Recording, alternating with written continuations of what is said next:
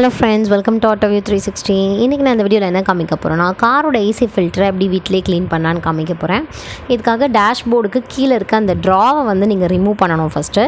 So இதை பாருங்கள், என்னோடய ட்ரா வந்து ஒரு ஹோல்டரில் வந்து நான் ஜஸ்ட் அதை விலக்கிக்கிறேன். அப்போ அது ரிமூவ் ஆகிடுது. ஒவ்வொரு காருக்கும் ஒவ்வொரு மாதிரி இருக்கும், பட் அது நீங்கள் பார்த்து ரிமூவ் பண்ணிக்கலாம். அந்த ரிமூவ் பண்ணதுமே வந்து உங்களுக்கு உள்ள கம்ப்ரெஷரும் அந்த ஏசி ஃபில்டரும் தெரியும். இது இருக்கிறதுலே இதுதான் வந்து ஏசி ஃபில்டர்.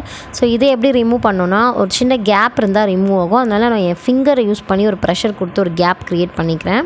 இங்கே பார்த்தீங்களா, க்ரியேட் பண்ணியிருக்கேன். ஸோ இப்போ வந்து அதுக்கு ஒரு கேப் கிடச்சிடுச்சு. ஸோ அதை ஸ்லைட்டாக வந்து ரிமூவ் ஆகும். அவ்வளோதான்.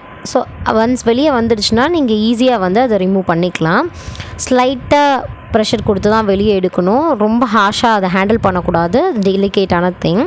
ஸோ முக்கியமான விஷயம் என்ன, இது பார்த்திங்களா, இதுதான் வந்து ஏசி ஃபில்டர். இது ஒரு பேப்பர் மாதிரி தான் இருக்கும். இதை நீங்கள் வந்து தண்ணி போட்டு க்ளீன் பண்ணக்கூடாது. எப்படி க்ளீன் பண்ணலாம் அப்படின்னா, ஒரு இடத்துல தட்டலாம். நான் இப்போ கையில் தட்டியிருக்கேன். நீங்கள் வந்து செவத்துலேயோ ஒரு டோர்லேயோ வந்து லைட்டாக தட்டினீங்கன்னா அதில் இருக்க தூசியெல்லாம் வந்து தட்டி கீழே விழுந்துடும்.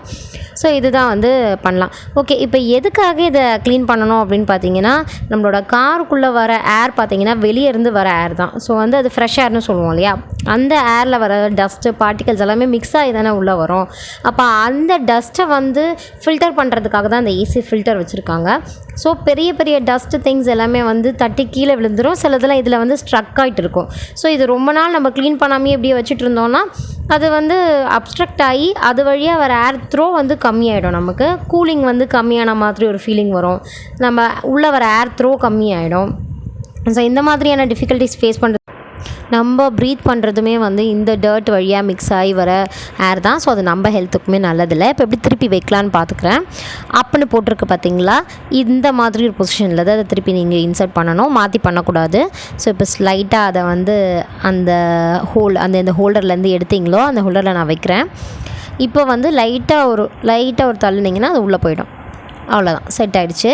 ஸோ இப்போ வந்து நீங்கள் திருப்பி அந்த ட்ரா வந்து அதுக்குள்ளே செட் பண்ணிக்கலாம். இங்கே லைட்டாக ஒரு ஹோல் தெரியுது பாருங்கள் ஸ்லைடில். ஸோ நான் வந்து அந்த ஹோல்டரில் அதை ஃபிக்ஸ் பண்ணிடுறேன். அவ்வளோதான். ஸோ இது அப்படி வந்து இதுதான் கைஸ், ஸோ சிம்பிள். ஓகே, இந்த வீடியோ உங்களுக்கு பிடிச்சிருந்தா லைக் பண்ணுங்கள், கமெண்ட் பண்ணுங்கள், ஷேர் பண்ணுங்கள், சப்ஸ்கிரைப் பண்ணுங்கள். அப்படி உங்கள் கமெண்ட்ஸ் என்னன்றதை சஜஷன் பாக்ஸில் சொல்லுங்கள். பெல் ஐக்கனையும் ப்ரெஸ் பண்ணிவிடுங்க. டாடா, பாய்.